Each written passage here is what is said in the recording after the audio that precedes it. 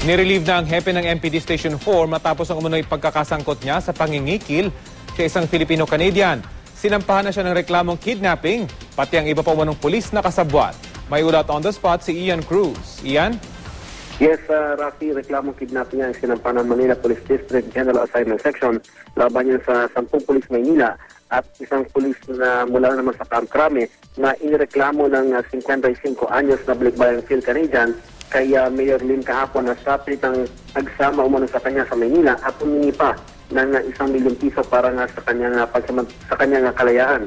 Kasama nga sa naipagharap ng reklamo si Superintendent Rolando Balasabas na hepe ng MPD Station 4 nang mangyari ang insidente. Pero Rafi, una na rin itinanggi ni Balasabas na may kinalaman nga siya partikular yung pagtanggap ng pera mula kay Ginang Belinda Placido. Pero tanging si Tio Juan Joseph Pistana lamang na naaresto sa kanyang tirahan sa Tondo, Manila ang nakasama sa inquest proceeding kanina.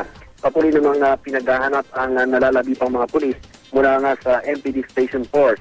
Habang nakikipag-ugnayan naman sa Police Security Protection Group na ang Manila Police District upang may turnover nga sa kanila ang nobyo ni Ginang Placido na si SPO3 Sani Nasidal.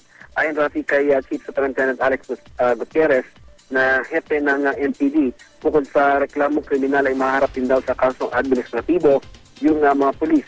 Nirelieve na rin Rafi bilang commander nga ng Sampaloc Police Station si Colonel Balasabas at papalitan siya pansamantala ni Superintendent James Afalia.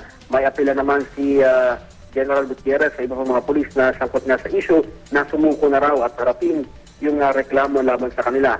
Nabatid na bukod nga sa Special Operations Group Team ng MPD ay kasama naghahanap sa iba pang mga pulis ang mga miyembro rin ng SWAT team ng MPD. Taki? Maraming salamat, Ian Cruz.